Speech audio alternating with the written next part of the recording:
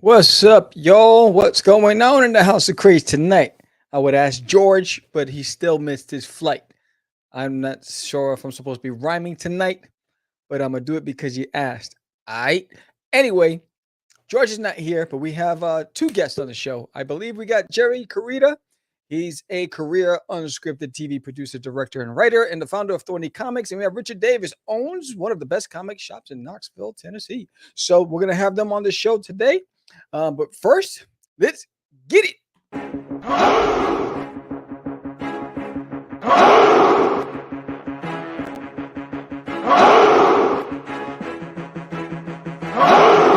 We are the only show for independents all around, giving you a platform to spread your word all over town. Catch the Craze is the place to promote to your fans with the Dreamer, Medina, and Sam the Crazy Man. Subscribe to our show and never miss an episode. It's time to get your mans, listen to us on the go. Updated every week, we never miss a day. Join the squad, come on in. It's time to catch the Craze. If you are an independent, catch the Craze. Making moves on your own, catch the Craze. On your grind in the streets, catch the Craze. Join the movement, catch the Craze.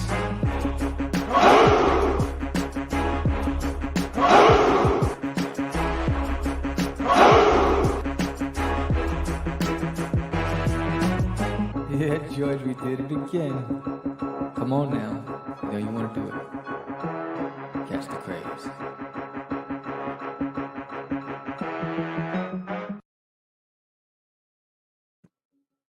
Welcome to Catch the Craze podcast. I'm your host with the most, Sam the Crazy Man Vera. And normally I'm with George the Dreamer Medina, but he's not here. Yay!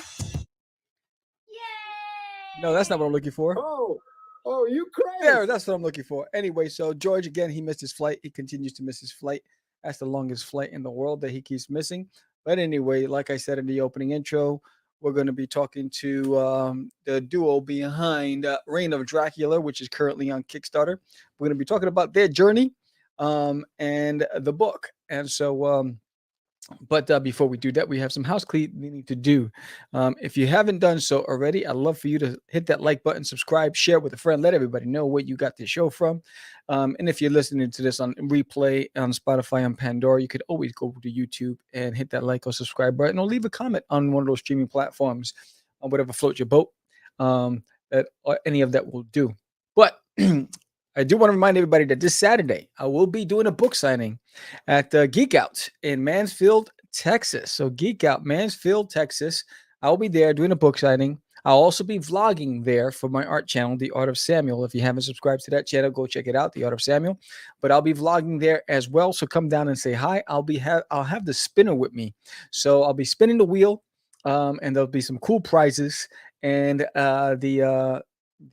the price of entry is a purchase. You spin the wheel and you get whatever's on the wheel as a prize. So come down to Mansfield, Texas this Saturday, 11 to 5. I will be there. There'll be some Marvel Comics artists, some local Texas talent, and yours truly there. So it's going to be really, really dope. So come and check it out. And if you've been following my vlog, you know that I draw live, and a lot of it's requests from you. So you as viewers have been requesting me to draw Duty as multiple different characters. So I just wanted to share some of those characters with you. So here was Duty as Galactus. This was viewer requested. This is Duty as Dr. Octopus. Viewer requested. Duty as Thanos. Again, viewer requested. Duty as the Green Goblin, and most recently, which I did last night live, was Duty as the Dude Hatter, the Mad Hatter. And I'm gonna fix the eyes. I don't like the way the eyes came out, and I'm gonna work on the shirt. But those are some of the newest ones. And then finally, today is the last day. So tomorrow night ends 7 p.m. Central Time. Tomorrow night we end the journey of There's an Alien in My Toilet on Kickstarter. So if you haven't done so already, get yourself your copy of There's an Alien in My Toilet. It ends tomorrow, 7 p.m. Central Time, Texas time. So that would be 8 p.m. Eastern Standard Time. The last opportunity to get yourself issue number 6 of There's an Alien in My Toilet, Peekaboo ICU. And remember that all physical pledges get an 8x8 print of Duty as Duty Juice, right? So who doesn't want a cup of Duty Juice? So you'll get that for free, 8x8. And if all $20 pledges and up, we'll get the 2 samurai cards. They're part of a 9-card set. It's the first 2. And so if you pledge 20 and over, you get the print plus the 2 cards on top of whatever it is you pledge. So that's pretty fantastic. Again, last 24 hours, the countdown has begun. Head over to Kickstarter and check it out if you have not done so already. And then shout out to A Kid in the Comic. A Kid in the Comic, you know that Duty is published by A Kid in the Comic as a comic strip in the newspaper, which is distributed. I got to get this over here. Here we go. Bang. There it is. There it is. So A Kid in the Comic, Duty is a comic strip which follows the sequence of the comic book series too. So he's also a comic strip published every 7 times a year. And you can get it by going to akidinthecomic.com, or you can go and pledge on my Kickstarter and get a copy from me directly. Or you can go to your local comic shop or bookstore and request that they carry it. So Kid in the Comic is distributed nationally, published by A Kid in the Comic, the publisher. So just visit akidinthecomic.com, akidinthecomic.com. They're getting ready to start shipping out volume number 4 of the newspaper, which is pretty dope. And there's a lot of fantastic other creators in the series in that newspaper, and it's pretty fantastic. Have you checked out the latest vlog on the Art of Samuel? The latest vlog is basically me and the crew. It's a flashback to when we went to ZoloCon, and ZoloCon was a con that shouldn't have been, right? It was a shot in the dark. I said, hey, it was a time when the lockdowns and the masking and all these restrictions, and they were one of the first ones to say, yo, we're going to start and we're going to open up. And it was a toy show. It wasn't a comic show. It was a toy show. It was a collector show. And I just wanted to do an event. So I said, let me go. It's a shot in the dark. I don't know if I'm going to make any money, but I'm going to do it anyway. And we were at the Horror Hotel. It was a Motel 6, and there was blood on the walls, and it smelled like a chimney, and there were mosquitoes, and it was horrible.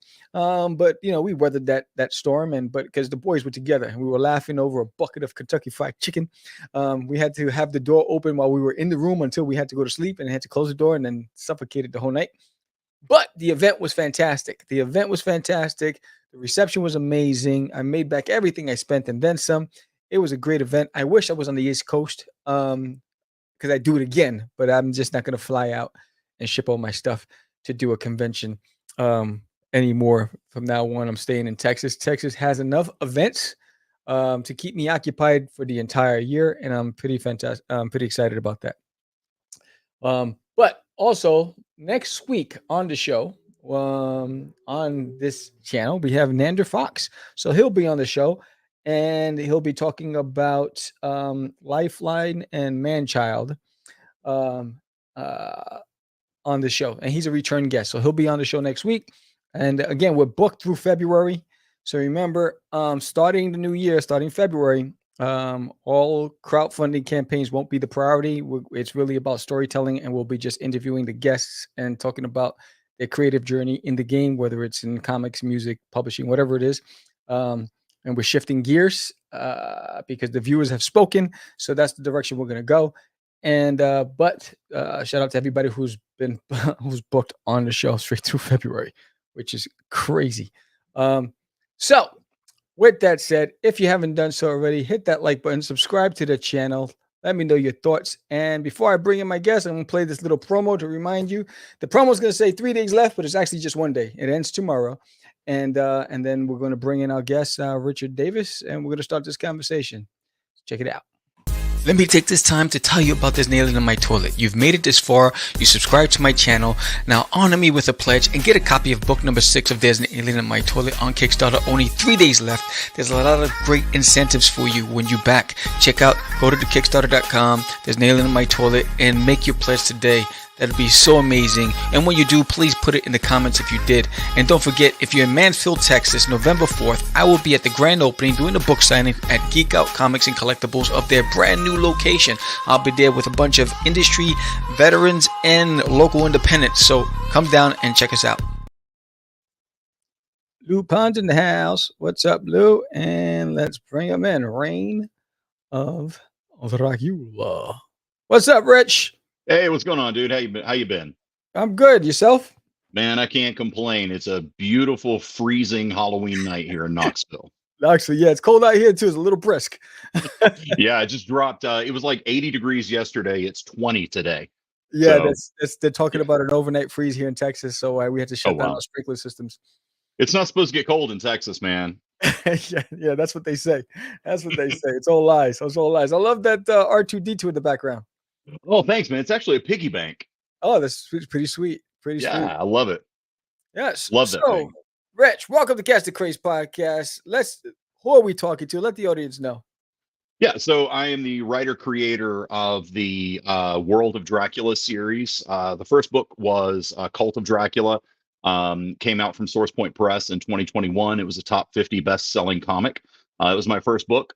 Nice. Then we followed it up with the sequel, Rise of Dracula, which also came out from Source Point Press in 2022. I took a break from Dracula and I went to tell a Frankenstein story called Prometheus in Chains. It's out in comic book stores now. Issue 4 comes out a week after next. And then now I'm finally finishing up my Dracula trilogy with Reign of Dracula and putting that out through Thorny Comics and Blue Juice Comics. So it's been a hell of a fun ride. And man, I can't wait to get the final chapter out to everybody. So that's interesting. So tell me, why did you decide to take a break from it? I got a little tired of telling the Dracula story. My head just wasn't in that space. It's out there. My wife passed away in 2020. I'm sorry to hear that. Yeah, thank you. And so I really got in that headspace of depression, PTSD. I suffer from PTSD because of how it all happened, and so I wasn't feeling Dracula at the time, but I really wanted to tell this story, this Frankenstein story. I wanted to tell it from a different perspective. Most Frankenstein stories focus on Victor's arrogance, that's what drives him to steal fire from the gods, to bring the creature back to life. But in my story, Victor and Elizabeth Frankenstein were two of the Jewish scientists who fled Nazi Germany in 1939. That's a true story. Came to the US through Operation Paperclip and worked on the Manhattan Project. Elizabeth develops cancer and passes away, and her death drives Victor into this spiral of addiction, depression, and an obsession with bringing her back to life. So writing Prometheus in Chains was absolute hell for me, but it was also it allowed me to work through my shit, Right. and so it's been really important to me to talk to other people who have and suffer from PTSD, because there is a lot of us guys out there, veterans, first responders, police officers, who we carry that burden, but we're kind of ashamed to talk to other people about it. So I was hoping, my goal with getting Prometheus in Chains out there was that maybe one person out there reading that book about a character working through PTSD, written by a man working through PTSD, maybe they'll feel like they're not alone. And maybe instead of picking up a gun, they pick up a phone and they call the PTSD hotline, which we do include in every copy of Prometheus in Chains. So that's really important to me. And, I'm really glad I took the break from Dracula to kind of reset my headspace. Because now, if I would have tried to write Reign of Dracula, a year and a half ago, it would have been miserable because I would have hated writing it. My mind was elsewhere. So now my head's right, and I'm ready to tell that story. You hit on something. Do you think the challenge with speaking about it is because of the expectation of being a male? I do. As men, especially, if you end up serving in the military, it's kind of driven in your head. Boys don't cry, and suck it up, Buttercup. All those things. We're not taught to be in touch with our feelings, our emotions, and we're certainly not taught to share them with other people. And in fact, we're discouraged to do it. And I think it's very important. I come from a military family, and several of my family members, they struggle with PTSD. And as I was developing Prometheus in Chains, that was something that we talked about. I spoke to them, and I wanted to know what resources they had, what held them back.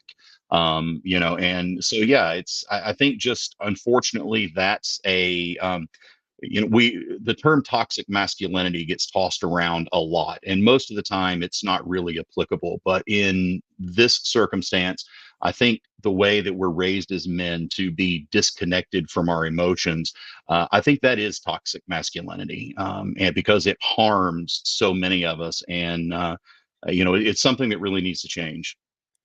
Absolutely, but what you did requires a lot of courage and self-reflection and really understanding you and your purpose and your identity, right? And what you want out of life. So, what was it that motivated you to say, "I'm not going to be part of the problem, and I'm going to change course, and I'm going to talk about this, and I'm going to see if I can help others while I'm seeking help."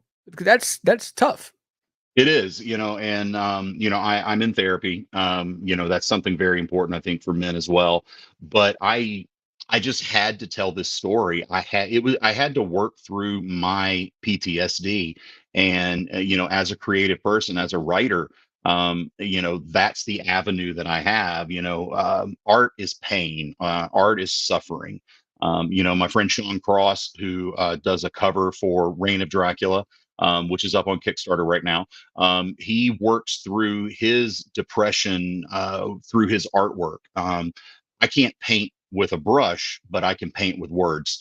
And so, yeah, it gave me the opportunity to work through what I had going on in my life and kind of see perspective. And it was terrifying, really. As writing the script, there was not a single day that went by that I didn't write something and end up sobbing. There were several times where I'd finish a scene, I'd turn around and I'd vomit because it was that intense.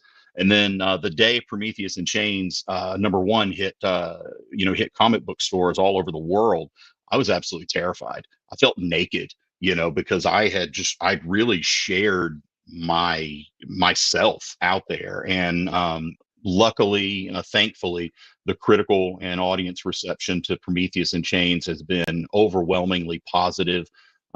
People love the artwork, they love the story, and they see the soul of the book. Yeah, it was just something I had to do. I would have gone crazy if I hadn't told that story. Do you think serving in the military is what set you up to be able to expose yourself and become vulnerable, not knowing what the outcome's going to be from the because the world is an ever changing place, and people are easily triggered and people are hypersensitive, right? Mhm, You're ready to share something about yourself to a lot of a population of people that don't know you, right? Don't mhm, even have context, mhm. right? Because people pass judgment without context. Of course. Do you think it was the military that provided you that strength to be able to muscle through and share that story? I think when you serve in the military, it prepares you, it strengthens your mind, it strengthens your resolve, and it does give you the tools to be able to do those things, to be able to face the unknown, the uncertainty, the danger, if you will. Unfortunately, the culture in the military is not really encouraging for people to get in touch with those things and to talk about them. But there is a movement among a lot of veterans out there, to kind of reset that, and they're forming their own groups and they're talking to one another, and it's I think things are changing, and I think service members, they have all the tools they need to face these things and to make a difference in the world. You just have to be willing to engage with that. Right. I'm trying to remember the quote. I mean, I think it was LL Cool J who he said something about being a good guy, the difference between being a nice guy and a good guy, Mm, right? And he says, I'm not um a nice guy, I'm a good guy, which means is don't take advantage of me or don't try to disrespect me right. because I'm a good guy, but I'm not a nice guy. That means he has a side of him that he works hard to contain, right? Mhm. And that's that juggle, right? It's you Yeah. because I think a lot of it, what you've identified is it's a lot of mental. Mhm. preparedness and juggling of thoughts and emotion, Mhm. right? It And absolutely is. It's you have to have that strength of mind and that determination, that willpower, to really to face whatever the world is throwing at you, whether that be a physical threat or a mental and emotional threat. They're both deadly and damaging. So you have to have that mental fortitude, and it's there. You just have to be courageous enough to tap into it. And a lot of times that means, the strength comes from being vulnerable. It comes from, going to your best friend or your cousin or your squad mate and saying, dude, I need help. I can't handle this on my own. And in the military, people are trained to rely on their squad mates. You don't do anything alone. There are no lone wolves in uniform. And so again, all the tools are there. You just have to be willing and brave enough to use them. yeah, absolutely, absolutely. I commend you. It's those first steps. You found a form of therapy, right? And it's through Mhm. expression, right? And I think, I work in an environment where with around hundreds of people, and mental health is a serious, serious problem. And I Mhm. think Absolutely. sometimes people wait till it's um to the last minute where it's almost solvable, right? Mhm. That they exploded, they do something drastic when, instead of because of the fear of judgment or or what people's perception would be, rather than saying, I need help, right? Mhm. Those that simple phrase, I need help, can solve a lot of or help to heal a lot of wounds. Absolutely. Know? Yeah, it's when you have the courage to reach out, you're going to be surprised at how many people will reach back. Yeah. And that's something, it's frightening to reach out there and to ask for help the first time, because you're wondering, like, wow, is anybody going to care? Is anybody going to want to help me, or are they just going to tell me to suck it up and move on? Yeah. Again, that's how we're raised as men. Yeah. Just suck it up, don't tell anybody, move on, boys don't cry. And but yeah, it can be amazing, when you do have that courage. And again, like you said, most people don't reach out until they're in crisis. Yeah. So we need to be more open and observant to what's going on with our friends. And Yeah. then of course, when we're suffering, we need to reach out and engage and talk about it. Yeah, and I think the key word is observant, right? I say think Mhm. we pretend we're not seeing what we're seeing, or we don't hear what we there are trigger words and there are trigger signs, right? That you Mhm. can tell. And Mhm. and I think sometimes people don't wanna be inconvenienced, or don't wanna be Yeah. burdened, right? Mhm. And they walk away, "Well, how can I help? I'm not a professional." Well, just by a simple, "I see you." Mhm. I'm here to listen. Yep. Those simple acts of kindness makes a difference in a person's Hell yeah. journey, right? Hell yeah. It's just using your gift of sight to be able to see that there's a problem, there's an opportunity to be able to step in and intervene or provide support, Absolutely. even in the smallest way, just by listening, right? Yep. That's Yeah, the best thing you can do is just listen. absolutely, Just listen. absolutely. Yeah, I commend you, man. That's pretty awesome. That's pretty awesome. So Thank you. you found your solace in comics. White comics? It's kind of funny. When I was a kid, I really didn't like comics all that much because I didn't like to read. But my mother, being absolutely ingenious as she often was, she kind of tricked me into learning to love to read, because all I wanted to do was play video games and play baseball. I went to college, played baseball in college, and I thought that's what I was going to do the rest of my life. That's all I wanted to do.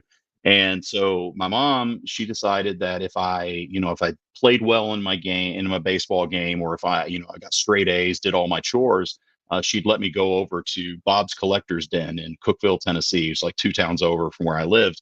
And I'd go on a Saturday and I could pick out all these comic books. And my little kid brain didn't realize that, uh, you know, comic books were reading. So from there, I developed a voracious love for reading. I read every day now. I mean, I'm one of those guys. I actually read a newspaper every day. But I love the written word. And so from there, it just grew into this lifelong love affair with comic books. And so to be able to work in this industry and tell my stories and see my books on shelves and virtually every comic book store I go to, it's an incredible feeling. It just feels right. I've done a lot of things in my life. I've worked in radio. I've been on Netflix on a television show with Jerry Carita. I've worked for a newspaper. I've done a lot of things, but the one that felt right, man, was writing comics, and I just love being able to tell those stories, and just to touch people the way comic books touched me when I was coming up. I mean, I can see the radio because you have the voice for it, right? So yeah, the first thing I was thinking about, I was like, he should be with Howard Stern. Um, I would love to be a guest on Howard Stern's show, man. I I know. love that show. Yeah, he's amazing. He's amazing. That's fantastic. I mean, you've touched on so many little nuggets there Mm. in your journey. So you dove into comics. What outside of reading comics, when you decided, hey, I'm going to go and take a stab at it, did you do any research or did you just jumped in head first? So anybody that knows me knows that I am an obsessive research person. I will spend hours researching. Oh, well, for example, when I'm writing Prometheus in Chains, I spent literally an hour and a half researching what likely would have been the image on the screen if someone were watching the Super Bowl, the first Super Bowl, at a specific time of day. Nobody in the world gives a shit about that, but I do. I had when I was writing Reign of Dracula, there's a scene in there where Lucy, who's one of the lead characters, she rips a guy's spine out and then beats another guy to death with it. So I had to research, and I actually spoke to a coroner about, like, okay, if someone hypothetically were to try to use someone's spine as a weapon, would it function like a club or a whip? And she texted me back, like Rich, you asked me the most insane questions. And then she sent me an image. There's a weapon in the Philippines. It's kind of a combo between a club and a whip. And she said it would function like this. So yes, researching is something that I do for my books. It's definitely something I did for my career. Um, I think the depth of knowledge that you have about whatever you're doing, even if it's not readily apparent, you're not using it directly, indirectly, it makes your work better. So, I spent years going around talking to different artists, different publishers, different writers, getting the lay of the land, if you will. And, one thing I love about the comic book industry is there's a lot of people, most people who work in comics, they want to help you succeed. Most of them remember that when they were getting started, they had somebody really cool help them when they had no reason to. I mean, that was definitely me. And we want to pay that forward. So I was very overwhelmed almost by how receptive and open comic creators were to providing that guidance. And I ate it up, man. I would talk, I'd ask questions, I'd listen to stories, because I wanted to know what I was getting into. You have to prepare. And so yeah, lots and lots of research for everything I do. Probably way too much research, to be honest. Right, right. So now, so yeah, I mean, your journey takes you to where did you pitch to a publisher? Walk us through that process from start to how you created your product and then the decision to shop it. Yeah. So yeah, when it came to publishers, I approached them at conventions and, would talk to them and respectfully. That's the key. You approach someone respectfully, you talk to them. Joe Pruitt from Aftershock Comics, who's become a good friend of mine. He was one of the first publishers that I approached, and Aftershock is way too big for me to bring out my first book. There's no way he should have given me the time of day, But I go on to talk to Joe, and I'm like, hey, I know you're really busy, but if you get a break, can I buy you a cup of coffee? And I think that impressed him. People, they don't do that, and they don't approach people that respectfully. So he sat down with me and he talked to me. He looked at my stuff. But I think the biggest advantage I had, even though I had no name, nobody knew who the hell I was. I did have a finished product. Now I went and I didn't know how to get a comic book printed at the time. So I just went to Kinko's or FedEx office, whatever, and I had them just Xerox it essentially on black and white. And I took it to Joe, and I thought it was the greatest thing in the world, and he ripped it apart. He did, told me everything that was wrong with it. And that inspired me, man. It made me want to go back and fix it, and again learn more about how this is done. But yeah, when you're shopping it, it was a crazy process. I was shopping it about late 2018, early 2019.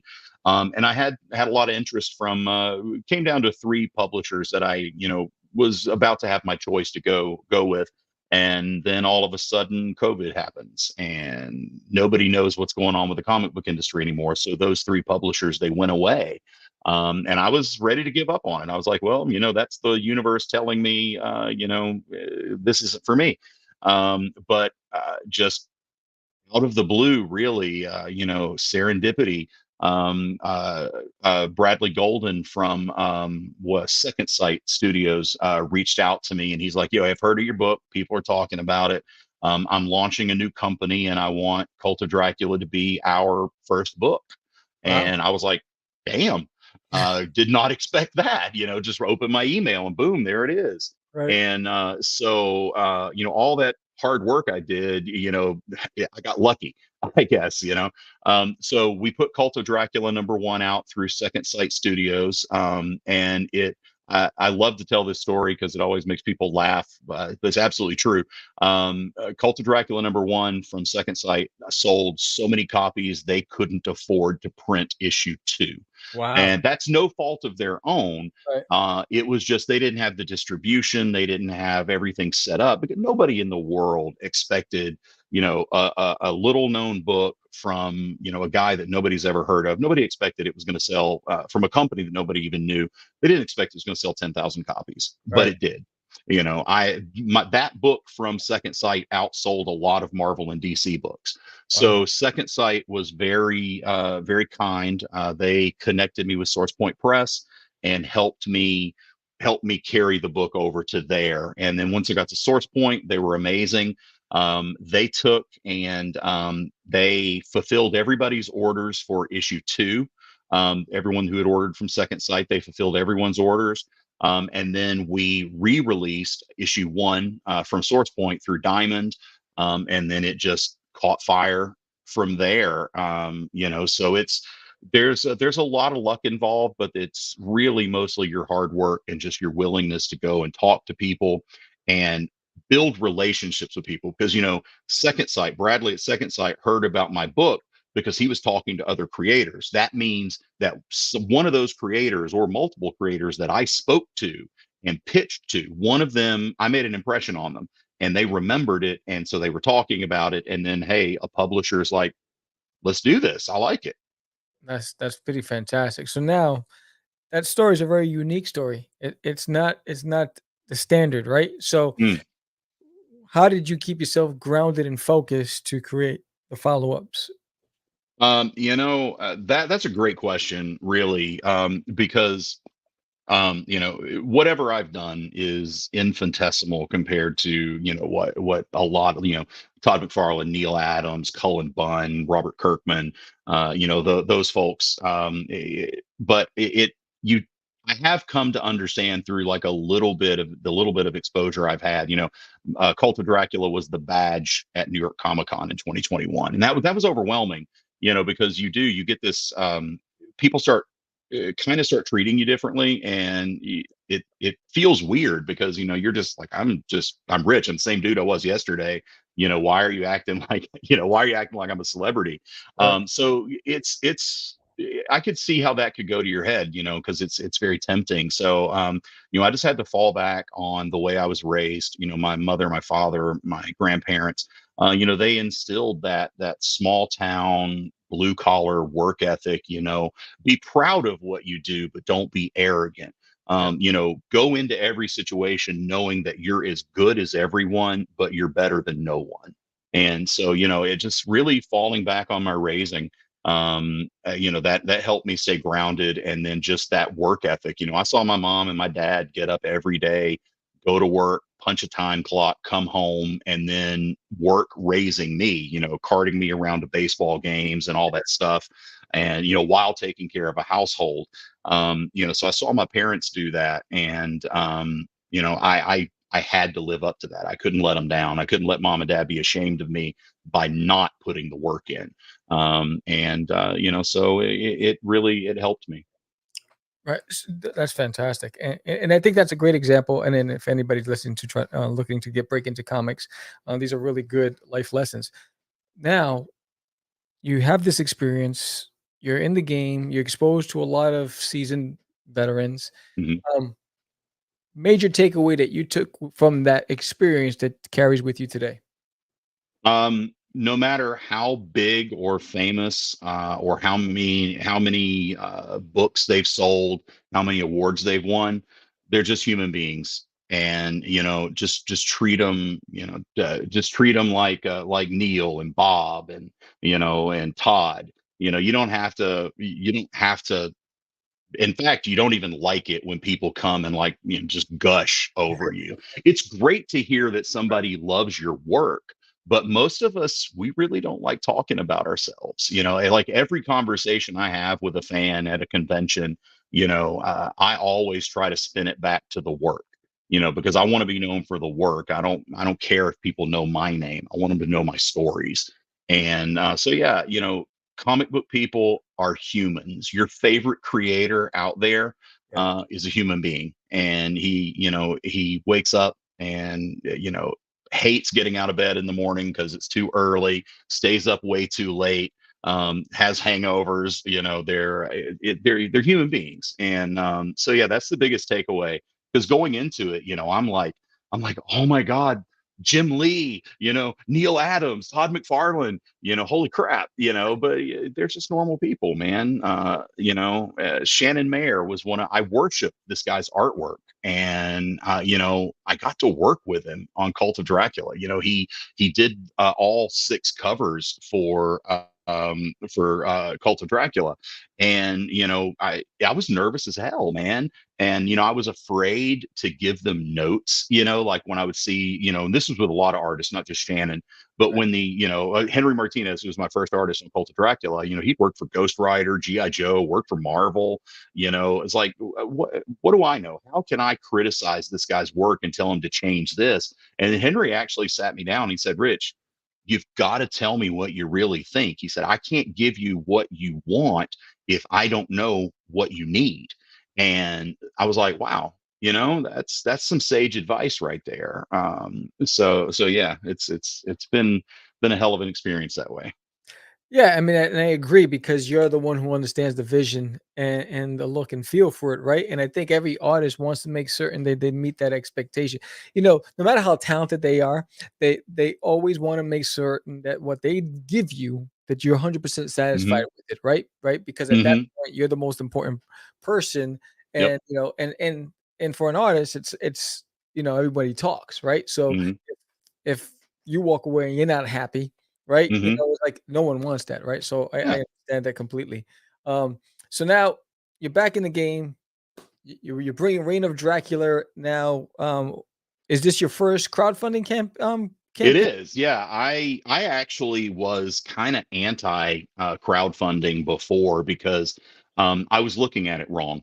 I was raised, you don't go and ask people for money, and I felt weird about it. I was like, well, sell it in stores, that let people come and buy it. I'm not going to beg, and I looked at crowdfunding, through the wrong lens. Yeah. And Jerry Carita, he kind of showed me the different side of it. And really, you're not asking people for money. You're giving them a product that they can't get anywhere else. They're just paying for it in advance. Yeah. And, now that I'm seeing how this is working, I don't know if I ever want to launch a book again that doesn't start with Kickstarter, because a lot of things, something that people may not realize out there, when you're a writer, creator, comics will break you. Yeah. It's expensive as hell Yes, it is. to do a comic book. Like all 6 issues of Prometheus and Chains cost me just over $25,000. to do 6 issues. That's to pay your artist, that's to pay your, pencils, your inker, your flatter, your colorist, your letterer, your editor, your cover artists. That's expensive. Yeah. And artists have this kind of crazy idea. I don't know where this comes from, but it's like, okay, I gave you a page, give me money. Here's another page, give me money. Here's another page, give me money. Writers, I mean, I'm not even going to see a penny from Prometheus and Chains until January, maybe February of next year. Wow. And I paid Jordan Dorenzo, my artist, I paid him his first payment was in March of this year. So it's almost a full year goes by before I'm going to see a penny. And, to be frank, I'm probably not going to recoup my money on the floppy sales, the individual issues. I'll make my money when it comes out in trade. Yeah. But you have to put the floppies out there to get people interested enough to get to a trade. So, just seeing how expensive it is to produce a comic book, it's, Kickstarter makes that a little bit easier because now, the money that I'm paying Les Lyndon Garner to do Reign of Dracula, I'm going to have that money coming in from Kickstarter. So it's less of a financial burden on me. So now I'm singing Kickstarter's praises, man. I evangelize it to everybody, go to Kickstarter, reach your audience. That's another really cool thing I've learned about Kickstarter is you can reach comic book people who are looking for your stuff or stuff like what you're doing. Whereas like if you're putting it out in a comic book store by itself, it's just a little paragraph in a giant phone book that retailers go through, or some retailers don't even go through previews anymore. They just go on the FOC on Diamond's website or Penguin or Lunar or whatever. And it's really difficult to get noticed. And, you try to promote yourself on social media and, you pay for all these ads. You don't know who you're reaching. You don't know who they are. You don't know if they give a damn about your work. But with Kickstarter, you get to those people. What I've learned is it's a community, and it's a community that wants to support other people. They want to see new art, and new writing, new stories. I think people they're tired of capes and tights and the same 12 stories recycled with different clothes. So you're getting the best of comic books really on Kickstarter now. Because people are rolling the dice. They're taking risks. They're pushing boundaries, in a way that you just don't get in the corporate comic book structure. So yeah, I'm very excited to be doing my first Kickstarter campaign with Thorny Comics. It's already a success. We kicked it off yesterday, actually about 26 hours ago, and we're already up to over $1,000, which is really, really cool. And I was kind of flabbergasted that many people jumped on it in the beginning. And so yeah, Kickstarter's been amazing, man. That's fantastic. So share with everybody the premise behind the Reign of Dracula. So Reign of Dracula is the third and final volume of my Dracula saga. Cult of Dracula, what I like to tell people, I'm a film buff, so I was originally a screenwriter, and when I got into writing, so I kind of look at things in terms of movies. So I tell people, if Cult of Dracula was a Tobe Hooper Southern Gothic Texas Chainsaw Massacre story, Rise of Dracula was a John Carpenter near future dystopia, and Reign of Dracula is a full-on George Miller, the world is fucked apocalypse. And so, see that evolution through films. When you get to the theme, when you're reading deeply, I love that cover, by the way. That's my friend Brian Silverback's. God, it's beautiful. But when you read deep into Reign of Dracula, it's a kind of a play on Dante's Inferno and Paradiso. When you get down to it, the main story in Reign of Dracula is following Lucy and Mina. They're sisters, they're daughters of Dracula, and they're of the bloodline that would inherit the title of Dracula. In this world, Dracula is a title, not a character. So it's like a king or a queen or a princess, empress, whatever. And so Lucy's journey takes her through the 9 circles of hell, and Mina's journey takes her through heaven, and they both confront different gods. It's not a religious book at all, but I do pull in a lot of world mythologies and religions. You're not just going to see the Judeo-Christian stories you're familiar with. I pull in stories from Indonesia and the Philippines, the Native Americans. All of those things they apply to this story. And while they're exploring, going on their journey, there's a literal apocalypse happening on Earth. There's a human resistance. You met Jonathan Harker and Arthur Holmwood in Cult of Dracula. Dracula rises, and the cult becomes a movement. That movement takes over the United States, and then by the time we get to Reign of Dracula, that movement is taking over the world. And Jonathan and Arthur are leading this human resistance. So you get those 3 angles. You get heaven, hell, and earth all in there. And it's a wild ride, man. It's a trip. It's fast. It's violent. It moves. It moves really well, and it's a really there's a lot of humor in it as well. Which was a big change after writing Prometheus, which was, not funny at all. But yeah, Reign of Dracula is going to surprise a lot of people with just where we go with it. And if you're a fan of Mad Max post-apocalyptic stories, you're going to really dig this. That's fantastic. I see you already got another pledge while we're talking. Oh, nice. Yes. Thank you. It was already worth it coming on here, man. So that's pretty fantastic. So what are some of the rewards, the tiers? What can people get from their pledges? Yeah. So this is the part that drove Jerry Carita from Thorny Comics insane. I wanted the book to be cheap and accessible. I wanted a lot of people to get their hands on it. I insisted on retailer tiers that gave retailers a 50% Keystone discount, the same discount they would get from buying it in Diamond, because they've got to be able to justify selling it to make money on it. Right. So some of the rewards, the standard rewards, like a lot of Kickstarters have, you're going to get unique cover art. Each one, we've got 7 different covers from 7 amazing artists, and those will be available exclusively through Kickstarter. Also, making it very unique, we're exclusively through Kickstarter. These will never be reproduced in any format. We're doing double-sized issues. So instead of one 24-page comic, you're getting a jumbo-sized 48-page comic. And it's going to be done all in black and white with an ink wash.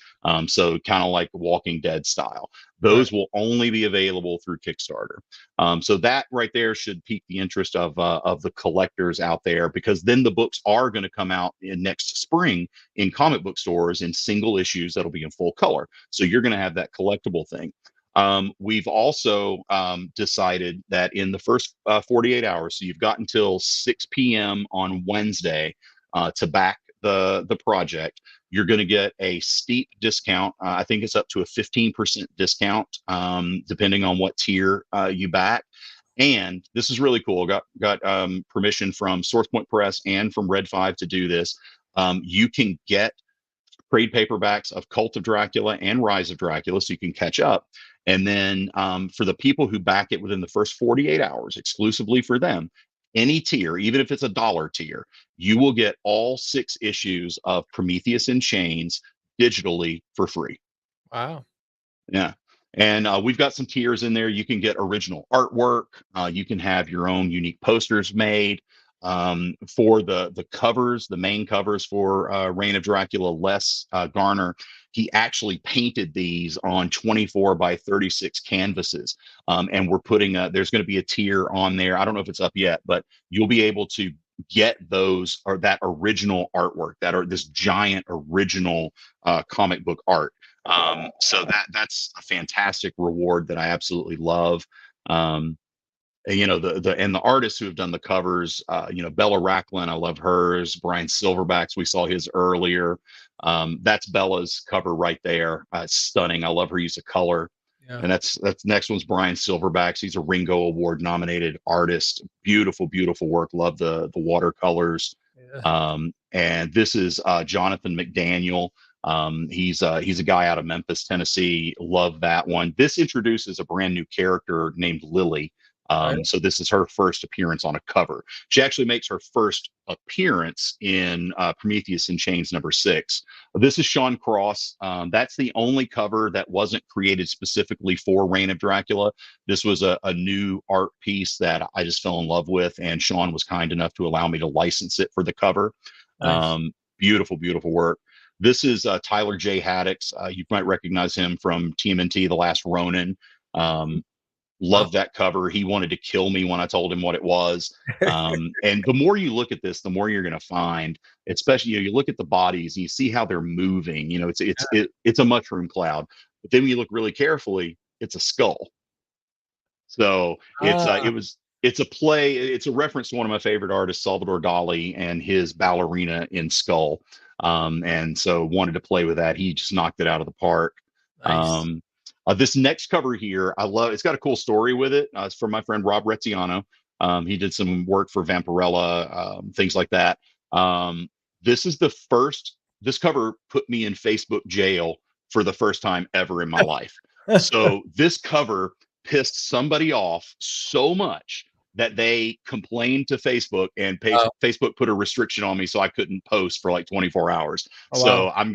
that's a badge of honor now for me. I'm going to love that cover forever. It really captures Lucy's story as she goes through hell. It's also, if you're a film buff like I am, you're going to notice a lot of references to Hellraiser in there. So yeah, I really dig this artwork. There's one more cover coming from Spike Jarrell. And that's going to be, he does a lot of work for Antarctic Press. It's going to be your more traditional comic book style cover. Spike's just a little bit late getting his artwork in. Nice. Nice.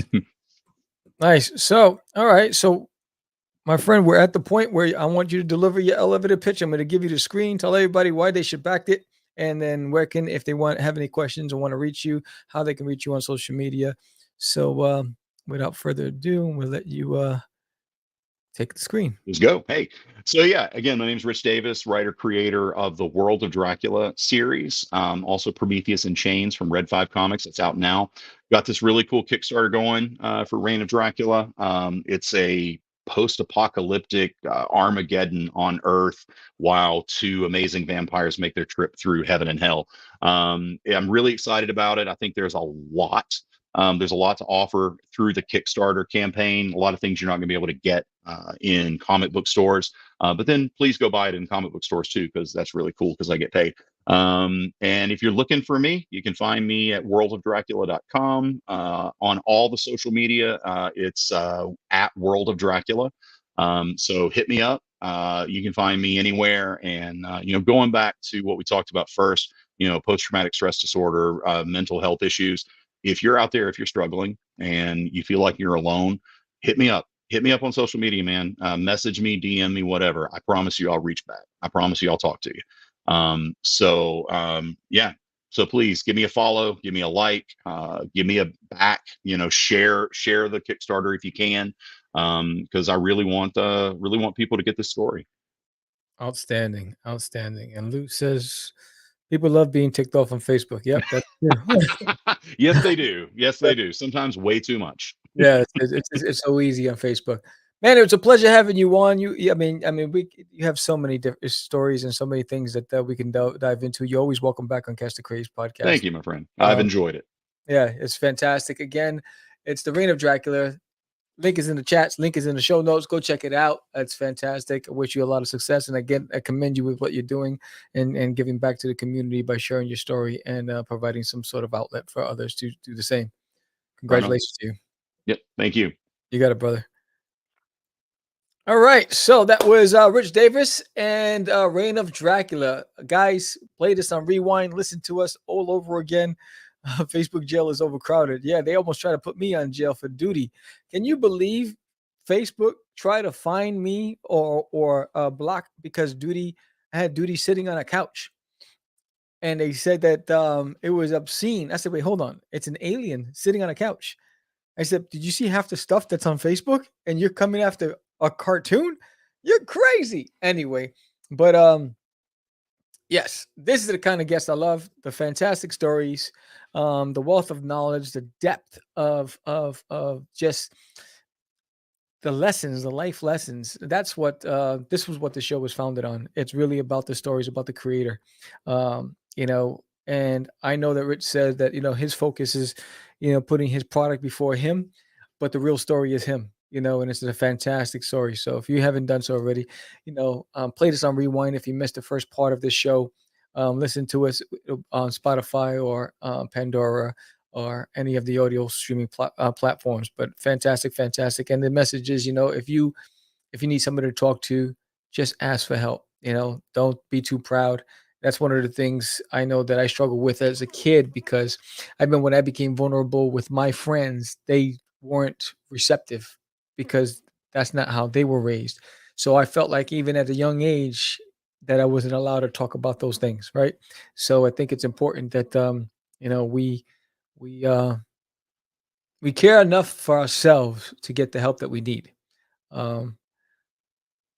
That's awesome. So again, that was Rich Davis, The Reign of Dracula on Kickstarter right now. The link is in the chat. And don't forget, Thursday, we're going to be back. Thursday, we have a surprise show. It's going to be fantastic. If you're a fan of Cast the Craze Podcast, you want to be here Thursday night, George will be back Thursday night. We're going to have some fun. We're going to have the spinner. We're going to go crazy. We're going to go big. So tell your friends, get everybody here. You don't want to miss this show Thursday night. We don't do Thursday shows, but we're doing it this Thursday. I can't tell you what it is, but you'll find out. You have to come here Thursday night. It's going to be amazing. And again, it's the last 20 hours of my Kickstarter. There's an alien in my toilet. You see it right behind me. It's the last 20 hours.